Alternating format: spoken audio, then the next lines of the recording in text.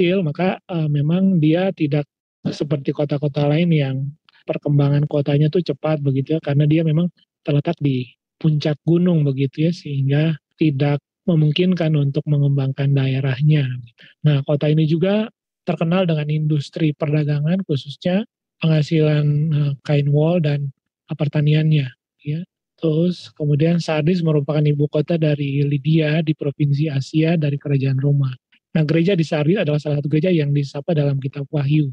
Wahyu 1 ayat 11, 3, 1 dan 4. Dan ditegur sebagai gereja yang sekarat, di mana hanya ada suatu inti kecil yang setia, tidak cukup untuk memperkecil pengaruh dari peribadahan kerajaan yang mempunyai pusatnya di Sardis. Jadi walaupun kota ini kecil, tetapi dia tuh sama dengan kota-kota yang lain. Ini merupakan salah satu pusat juga di mana kekaisaran Roma itu mereka kuil di situ, dan juga ada orang Yahudi di situ ya. Tapi berbeda dengan misalnya di jemaat yang ada ajaran-ajaran sesat, kan mereka dimusuhi sama orang Yahudi kan. Tapi kalau di Sardis ini berbeda. Jadi ada semacam toleransi begitulah, sehingga masing-masing ya beribadah sesuai dengan keyakinan mereka. Jadi di sini terdapat pusat dari penyembahan dewa-dewa Romawi Yunani, juga ada beberapa komunitas orang Yahudi. Dan mereka tanda kutip bertoleransi lah satu dengan yang lain. Nah, mungkin nanti kita bisa lihat ya sikap toleransi yang tidak proporsional itu pada akhirnya mengakibatkan kondisi yang mati rohani ini. Mari kita baca dulu Wahyu 3 ayat 1 sampai 6. Pada jemaat di Sardis, dan tuliskanlah kepada malaikat jemaat di Sardis. Inilah firman Dia yang memiliki ketujuh roh Allah dan ketujuh bintang itu. Aku tahu segala pekerjaanmu, engkau dikatakan hidup, padahal engkau mati. Bangunlah dan kuatkanlah apa yang masih tinggal, yang sudah hampir mati. Sebab tidak satu pun dari pekerjaanmu aku dapati sempurna di hadapan Allahku.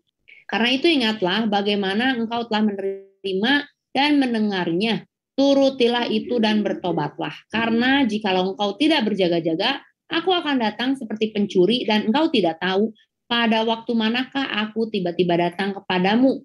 Tetapi di Sardis ada beberapa orang yang tidak mencemarkan pakaiannya. Ia akan berjalan dengan aku dalam pakaian putih karena mereka adalah layak untuk itu. Barang siapa menang, ia akan dikenakan pakaian putih yang demikian. Aku tidak akan menghapus namanya dari kitab kehidupan, melainkan aku akan mengaku namanya di hadapan Bapakku dan di hadapan para malaikatnya. Siapa bertelinga, hendaklah ia mendengarkan apa yang dikatakan Roh kepada jemaat-jemaat. Amin. Terima kasih, Ci. Jadi, Bapak Ibu rekan-rekan, kita sudah bisa lihat berbeda dengan yang lain ya. Di sini tuh langsung ada teguran. Jadi ada pembukaan dulu ayat pertama, kemudian keterangan tentang siapa yang berfirman, kemudian langsung ya ada teguran. Aku tahu segala pekerjaanmu. Engkau dikatakan hidup padahal engkau mati. Ya, ini nanti kita akan lihat sama-sama cara pandang Tuhan dengan cara pandang orang pada umumnya tentang spiritualitas itu berbeda Bapak Ibu Saudara ya. Sehingga takaran yang diukur dan cara pandang kita itu sangat menentukan ya. Ketika kita menggunakan takaran atau cara pandang seperti apa dalam melayani, dalam membangun kehidupan spiritual kita. Nah, itu akan menjadi satu gambaran besar tentang bagaimana kita di hadapan Tuhan dan di hadapan manusia ya. Jadi jemaat Sardis ini di hadapan manusia mereka hebat begitu. Tetapi di hadapan Tuhan sama sekali berbeda. Oke, kita lihat selanjutnya. Jadi kondisi jemaat. Surat kepada malaikat jemaat di Sardis mengisyaratkan bahwa persekutuan Kristen purba di sana terpengaruhi oleh semangat kota itu, menggantungkan kepada reputasi masa lalu tanpa keberhasilan masa sekarang. Nah, jadi gambaran jemaat di Sardis ini ternyata mereka tuh bangga dengan masa lalu mereka ya, dengan keberhasilan-keberhasilan, pencapaian-pencapaian masa lalu yang masih ada sampai saat mereka itu, dan sepertinya mereka tetap membanggakan diri dan orang melihat bahwa itu tuh sesuatu yang luar biasa. Nah, ini saya ambil dari tafsirannya Dave Engelberg. Dia mengatakan begini, jemaat ini seperti buah yang rupanya baik, namun dalamnya sebenarnya busuk. Mereka puas memiliki reputasi yang baik, meskipun reputasi itu sebenarnya tidak layak bagi mereka. Ya. Nah, ini sebenarnya satu peringatan yang keras sekali ya bagi umat Tuhan ya. Seringkali tuh kita melihat fenomena-fenomena yang nampak, misalnya orang tuh memoles kehidupan rohaninya itu dengan banyak hal ya, misalnya tentang gelar, tentang gelar itu bukan hanya gelar akademik ya, tapi juga misalnya gelar tentang pendeta atau penatua atau tua-tua atau presbiter-presbiter atau siapa saja yang diberi gelar dalam pelayanan itu ya. Seringkali itu kita membanggakan diri dengan hal-hal itu ya, sehingga kita menganggap bahwa kehidupan gua ini udah paling rohani lah dibandingkan dengan semua orang, sehingga rutinitas kita di dalam pelayanan itu seolah-olah menjadi satu gambaran bahwa gua ini udah paling rohani begitu ya. Nah itu seringkali menjadi jebakan ketika kita tidak hati-hati begitu. Nah demikian juga dengan pelayan Tuhan, mungkin kita punya aktivitas rohani yang banyak sekali dengan kesibukan-kesibukan ini dan itu, seolah-olah kita melakukan semua ya demi Tuhan. Sebaliknya di mata Tuhan kok terlihat kosong begitu. Nah itu kondisi jemaat di Sardis itu hampir kira-kira bisa digambarkan seperti demikian ya. Ini ada catatan yang saya buat, lambang pakaian putih sangat berarti bagi suatu kota yang terkenal karena perdagangan pakaiannya. Mereka yang tetap setia dan berjaga akan dihiasi demikian untuk mengambil bagian dalam kemenangan Tuhan mereka. Jadi di Sardis itu ada salah satu hasil dari kota itu adalah mereka tuh menghasilkan tenun wool ya. Nah jadi industri dari pakaian putih itu tuh menjadi simbol kesucian, kekudusan, dan kehormatan di zaman itu. Sehingga Rasul Yohanes dengan hikmat Roh Kudus tentunya menggunakan simbol pakaian putih itu untuk mengungkapkan satu gambaran tentang kehidupan spiritual, kehidupan rohani yang tidak terkontaminasi dengan dunia, dengan ilah-ilah zaman. Nah, jadi dia menggunakan industri tempat itu yang unggul di dalam industri kain wol itu untuk menggunakan satu ilustrasi pakaian putih yang menggambarkan bahwa pakaian putih ini adalah mereka yang hidupnya kudus begitu, tidak mencemarkan diri dengan lingkungan sekitarnya. Nah itu nanti yang kita lihat di ayat yang kelima ya kalau nggak salah itu. Nah jadi kondisi jemaat di Sardis seperti itu. Jadi pertama dari Kistmaker, jadi tafsiran kitab Wahyu. Jadi dia mengatakan begini, dari ketujuh jemaat Sardis lemah semangat rohaninya. Ya, toleransi ini melindungi mereka dari penganiayaan karena hampir tidak ada orang yang peduli. Gaya hidup ini mendamaikan mereka dengan dunia, tetapi mengakibatkan kematian rohani dalam pandangan Allah. Selain beberapa yang setia dan tetap memelihara api Injil, jemaat di Sardis sekarat seperti api kurang minyak dan udara. Kalau tadi Gilbert menggambarkan bahwa jemaat itu seperti buah yang kelihatan bagus di luar, tetapi dalamnya busuk. Kistmaker menggambarkan dengan kayak lampu lah begitu ya, yang sudah mulai nyalanya itu, nyala apinya itu sudah mulai sekarat karena kurang minyak dan nggak ada udara begitu. Nah, menarik bahwa Kistmaker dia mengatakan begini bahwa ada toleransi yang mereka sengaja membangun satu toleransi yang pada akhirnya membuat mereka itu nyaman dan mereka justru jadi terpengaruh dengan cara-cara dan pola-pola dunia begitu ya, sehingga mereka mengalami kematian rohani begitu. Nah, ini juga menjadi pelajaran penting rekan-rekan karena ada batas-batasan toleransi ketika kita berinteraksi dengan dunia di sekitar kita ya, bahwa kita memang dipisahkan dari dunia dan kita dikirim kembali kepada dunia menjadi terang dan garam, tetapi bukan berarti kita harus sama dengan dunia. Nah itu perbedaannya ya, sehingga walaupun mungkin kita hidup di dalam dunia, tetapi ada batas-batasan di mana nilai-nilai kebenaran itu harus menjadi prinsip utama yang memimpin hidup kita, sehingga kita tidak terkontaminasi oleh dunia, arus duniawi begitu kira-kira. Nah kemudian kutipan yang kedua, jemaat di Sardis adalah jemaat yang aktif dan hidup. Mereka punya nama dan reputasi. Jadi jemaat ini ternyata jemaat yang aktif, jemaat yang sering melayani dan sebagainya. Nah masyarakat di luar menganggap mereka sebagai jemaat rohani yang hidup. Akan tetapi Yesus melihat di bawah permukaan dan menyatakan bahwa mereka secara rohani mati. Barangkali jemaat ini itu tidak lagi bergantung pada Roh Kudus dan gagal mengikuti pimpinan Allah. Mereka memiliki bentuk Pentakosta tetapi tanpa kuasa Pentakosta. Ini teolog Pentakos ya. Nah, jadi teman-teman bisa lihat di sini bahwa ada dua sudut pandang yang berbeda ya.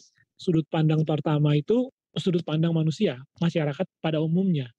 Nah, kira-kira kalau misalnya kita lihat cara pandang masyarakat pada umumnya, apa yang kira-kira dinilai ya? Eh, Pasti ya yang terlihat ya pasti misalnya aktivitas-aktivitas rohani begitu ya. Misalnya ya aktif begitu ya ke sana ke sini. Oh, dia pelayanan ya. Pelayanan dari pagi sampai malam, Senin sampai Minggu begitu. Nggak ada hari tanpa pelayanan. Ya, jadi cara pandang orang dunia melihat kita dari sesuatu yang nampak di luar, aktivitas-aktivitas yang kita lakukan, yang mungkin semuanya berbau rohani begitu. Tetapi hati-hati rekan-rekan Bapak Ibu Saudara, bahwa Tuhan tidak hanya melihat itu sebagai pertimbangannya, tetapi ada pertimbangan lain ya yang dilihat di sana ya. Entahkah relasi kita dengan Tuhan, entahkah mempraktekkan kebenaran, misalnya komitmen-komitmen iman kita, misalnya ketika tidak ada orang, misalnya ketika kita disuguhi dengan pilihan-pilihan yang membuat kita harus memutuskan antara taat dalam kebenaran ataukah berkompromi dengan dunia. Nah, itu kan tidak pernah dilihat oleh orang ya, dan Tuhan yang tahu ketika kita memutuskan perkara-perkara demikian begitu. Nah, jadi ada dua cara pandang yang berbeda di situ rekan-rekannya, sehingga kita perlu memastikan bahwa aktivitas rohani kita itu harus berimbang dengan prinsip rohani kita. Ya, aktivitas rohani sesuatu yang nampak, tapi prinsip rohani itu sesuatu yang tidak nampak dan menjadi komitmen hidup kita di dalam mengikut Tuhan. Nah, itu maksudnya begitu. Jadi ada dua pola yang mungkin terlihat di sini ya, atau mungkin juga mereka jemaat SAR di sini terlalu bangga dengan pencapaian-pencapaian mereka masa lalu, sehingga ya mereka tetap menjalankan aktivitas rohani, ya melayani, sekedar melayani, tapi sudah tidak ada greget di sana. Mungkin secara pribadi juga hubungan pribadi dengan Tuhan sudah tidak ada begitu ya.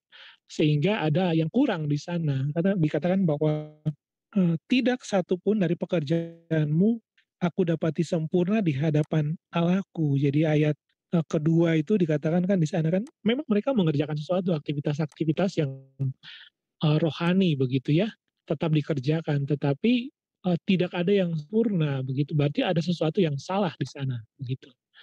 Nah, ini menjadi refleksi penting bagi kita ya.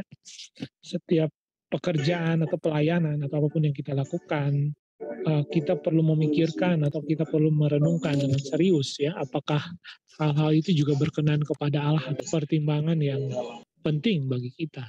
Kemudian, nah di sini ada 4 poin penting tentang jemaat di Sardis ya. Jadi Kristus memberikan pujian bagi jemaat di Sardis karena ada beberapa anggotanya yang tidak mengotori pakaian mereka. Pasal 3 ayat 4 ya. Kontaminasi rohani yang timbul sebagai akibat dari pergaulan dengan kehidupan kafir di sekitarnya begitu. Itu bisa dilihat juga di Wahyu 14 ayat 4. Jadi walaupun sebagian besar ada kehidupan mereka berkompromi, tetapi ada beberapa jemaat Tuhan yang tetap mempertahankan konsistensi iman mereka, sehingga mereka tidak mengotori pakaian mereka dengan cara hidup atau hal-hal yang mempengaruhi mereka di luar iman. Nah, ini yang saya katakan tadi bahwa praktek dari pelayanan atau kehidupan pelayanan yang nampak itu harus sesuai dengan komitmen ya, komitmen iman juga. Jadi sehingga ada prinsip-prinsip yang tetap dipertahankan sehingga kita mampu melihat konsistensi dalam pelayanan maupun prinsip iman begitu tetap sejalan. Nah, Tuhan Yesus mengkritik jemaat Sardis karena ya mereka terlihat hidup ya, tetapi sesungguhnya mereka mati. Nah, kemudian meski demikian Tuhan masih memberikan kesempatan, Tuhan memanggil. Ya. Jadi Kristus memanggil mereka untuk bangun dan kuatkan. Pasal 3 ayat 2, kemudian anjuran lainnya adalah ingat, turutilah, bertobatlah, dan berjaga-jagalah. Saya baca ya, pasal 3 ayat 2 dan 3. Bangunlah dan kuatkanlah apa yang masih tinggal, yang sudah hampir mati. Sebab tidak satupun dari pekerjaanmu aku dapati sempurna di hadapan Allahku. Karena itu ingatlah bagaimana engkau telah menerima dan mendengarnya. turutilah itu dan bertobatlah, karena jika engkau tidak berjaga-jaga, aku akan datang seperti pencuri, dan engkau tidak tahu pada waktu manakah aku tiba-tiba datang kepadamu. Jadi di situ ada peringatan dan anjuran ya, bangun dan kuatkanlah. Kemudian anjurannya ingat, turuti, bertobat, dan berjaga-jaga. Jadi ini jelas sekali ya rekan-rekan, saudara, kalau Tuhan mengatakan bangun dan kuatkan, berarti itu merupakan satu support yang dia berikan, bahwa dia masih menunggu kita gitu ya, dia masih memberikan kesempatan bagi kita, dan dia mendorong untuk kita kembali bangkit dari keterpurukan ya, atau mungkin kekeliruan atau kesalahan-kesalahan yang mungkin saja tanpa kita sadari kita lakukan. Dan ada 4 poin penting ini menjadi refleksi penting juga ya. Ingatlah, kemudian turutilah, bertobatlah, dan berjaga-jaga. Nah, kita tidak hanya ingat merefleksikan kembali mungkin apa yang keliru atau apa yang kurang yang harus diperbarui, kemudian kita mengambil langkah, turutilah ya, turuti dan bertobatlah, berarti itu action ya. Setelah kita berpikir serius dengan mengingat ya, merefleksikan kembali ya, merenungkan secara mendalam bagian mana yang mungkin menjadi kekurangan dan kesalahan begitu, kemudian kita didorong untuk turuti dan bertobat. Langkah selanjutnya adalah kita melangkah, memperbaharui kehidupan kita. Jadi bukan saja ingat, setelah ingat bukan tidur gitu ya. Tetapi setelah ingat sudah bisa memahami apa yang menjadi kekurangan, dan kita mengambil langkah selanjutnya, yaitu turuti dan bertobat. Tetapi tidak sampai dari situ, harus ada berjaga-jaga. Nah seringkali kita juga kurang di sini.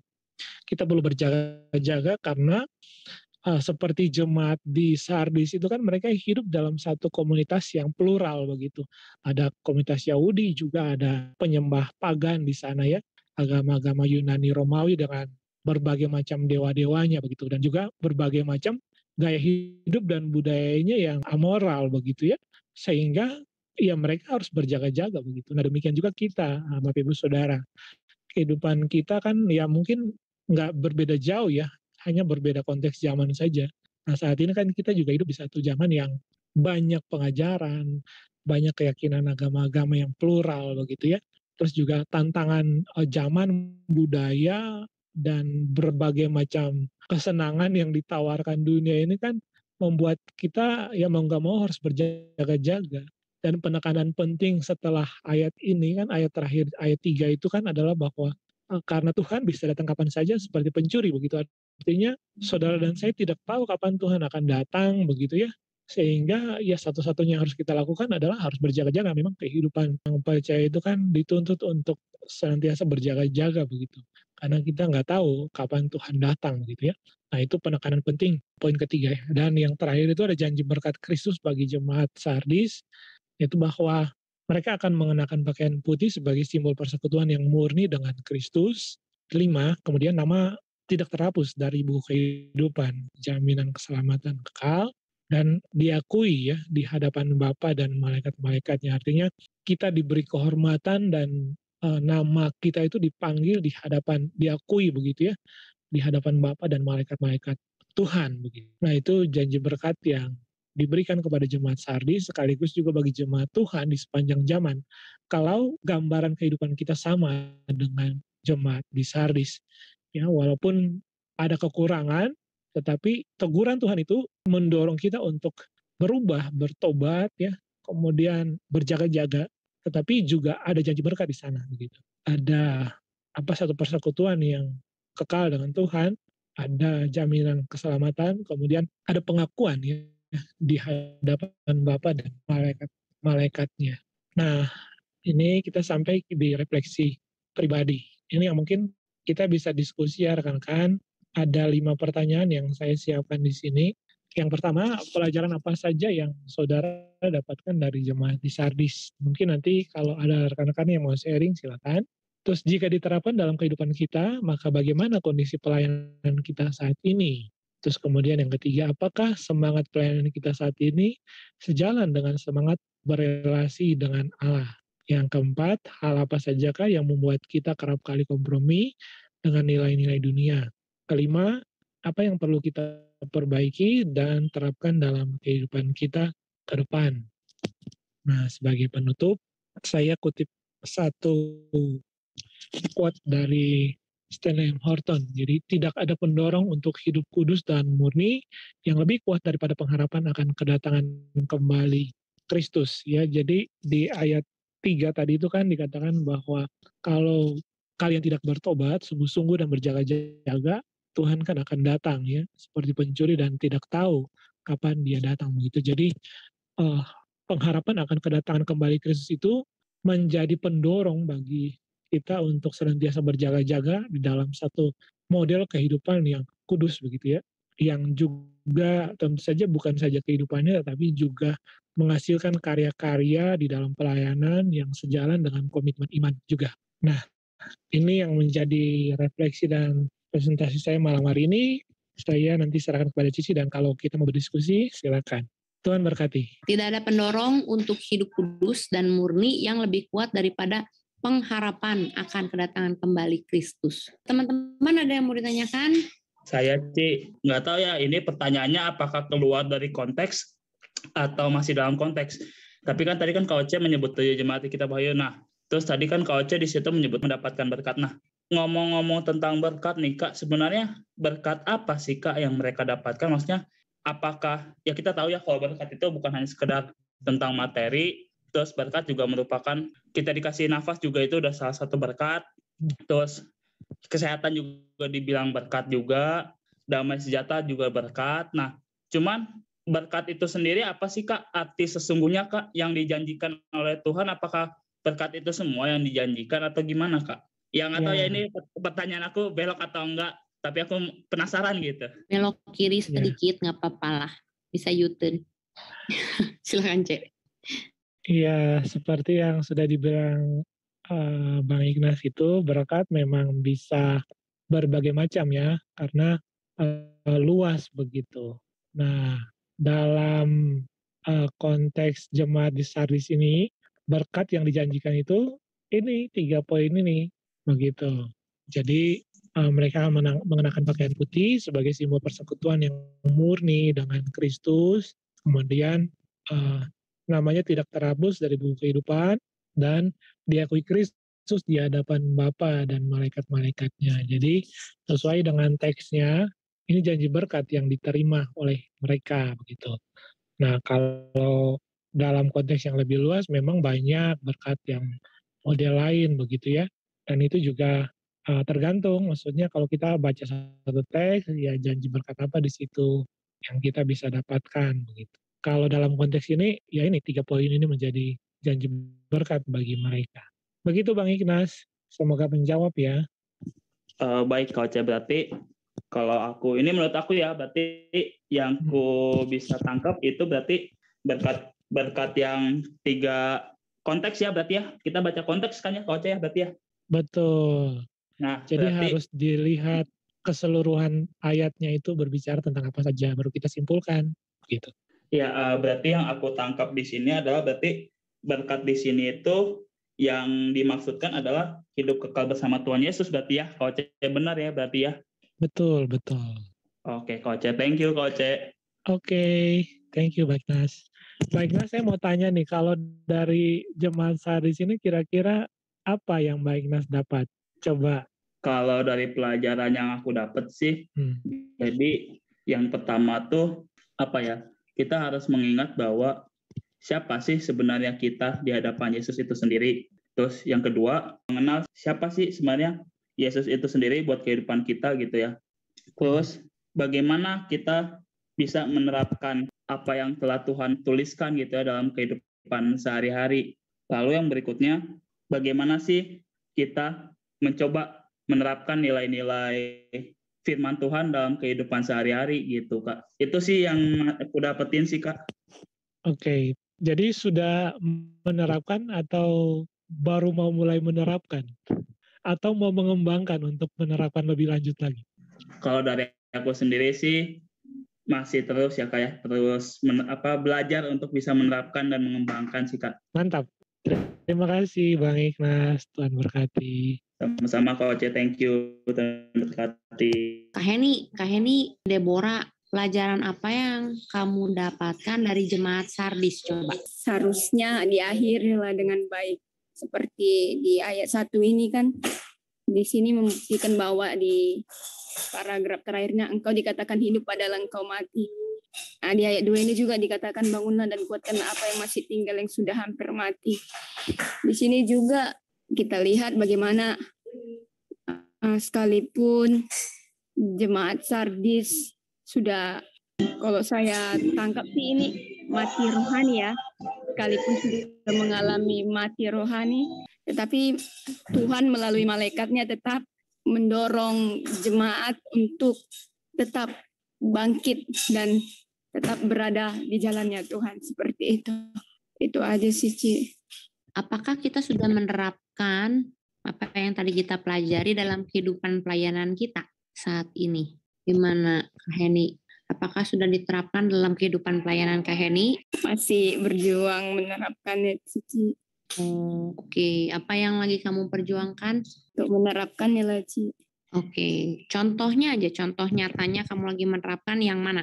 Salah satunya di ayat 3 ini, karena itu ingatlah bagaimana engkau telah menerima dan mendengarnya, turutilah itu dan bertobatlah dan engkau tidak berjaga-jaga.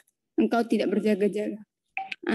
Di sini, Ci, yang saya hubungkan dengan penerapannya adalah apa yang sudah saya dengar, apa yang sudah saya dapatkan itu tidak terkamiri dan hilang dengan apa yang ada di sekitar saya. Contohnya hal-hal yang membuat saya tergiur untuk memiliki sesuatu, itu yang membuat saya mulai jauh dan mengalami kematian rohani, seperti itu.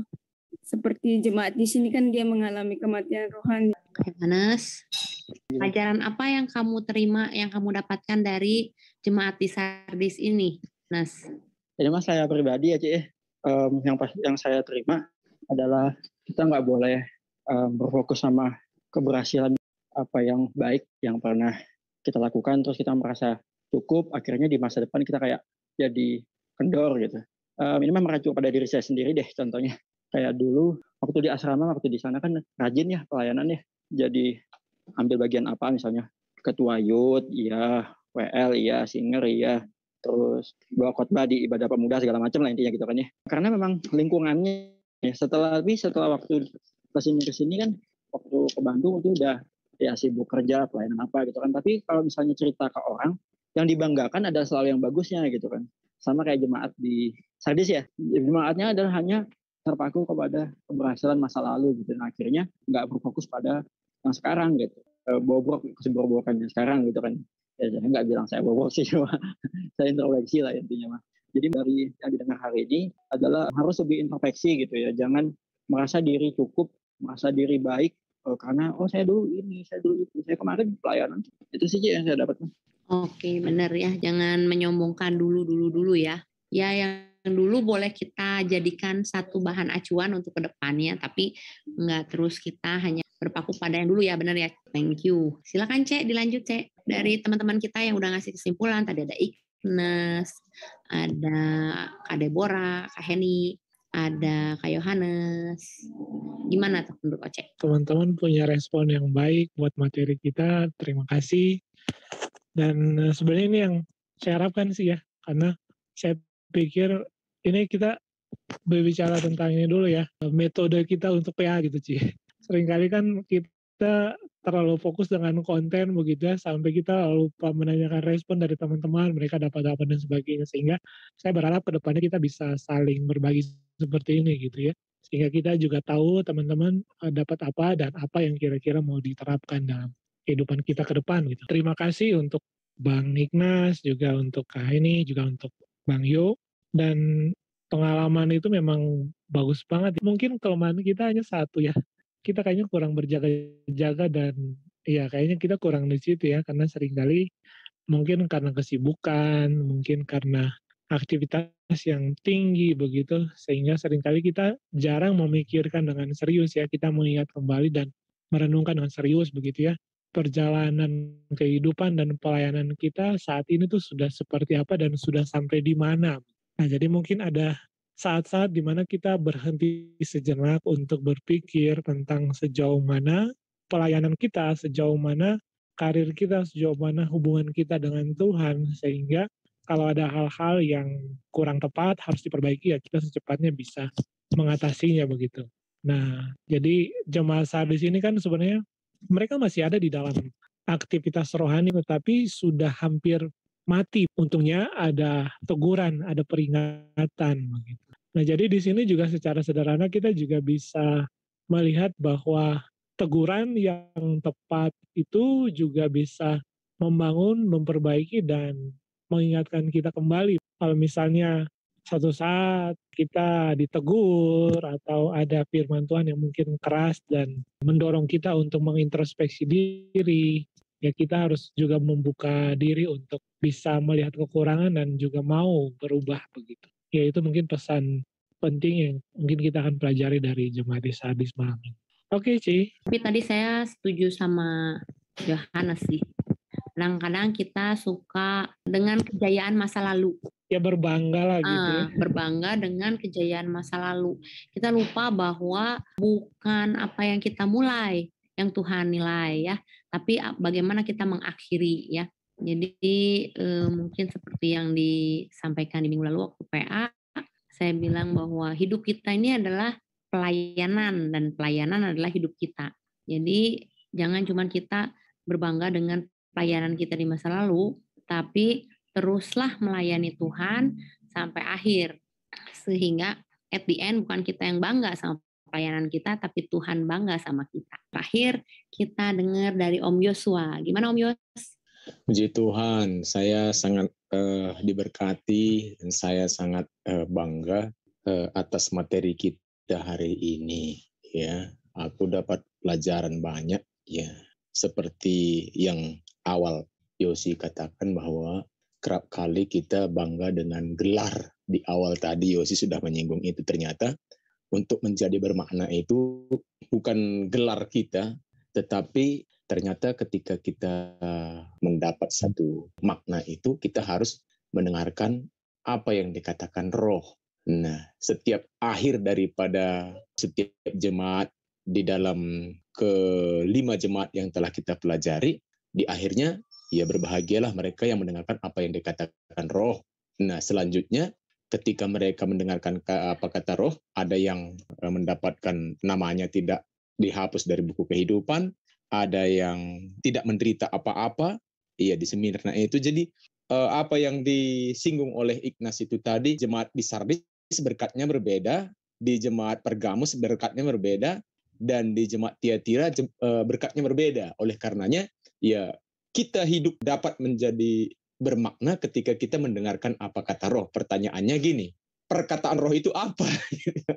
Apa ya kira-kira perkataan Roh itu? Perkataan Roh saya bukannya itu. Aku tahu segala pekerjaanmu, engkau dikatakan hidup padahal engkau mati, bangunlah dan kuatkanlah apa yang masih tinggal, yang sudah hampir mati, sebab tidak satu pun dari pekerjaanmu aku dapati sempurna di hadapan Allahku. Karena itu ingatlah bagaimana engkau telah menerimanya dan mendengarnya, turutilah itu dan bertobatlah.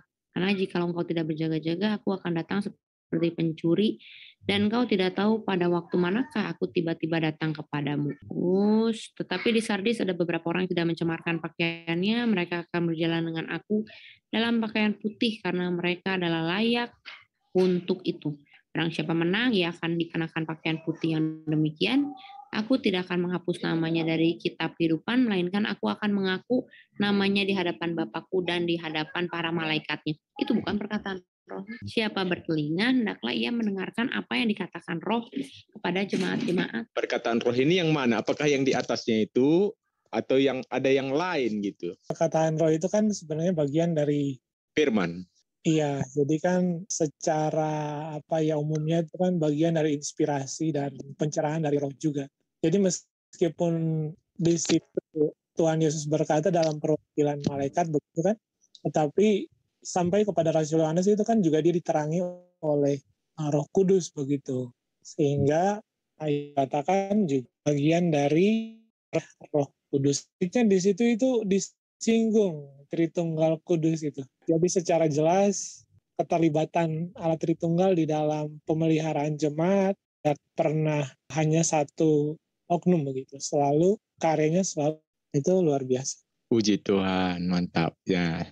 Tuhan berkati, saya diberkati.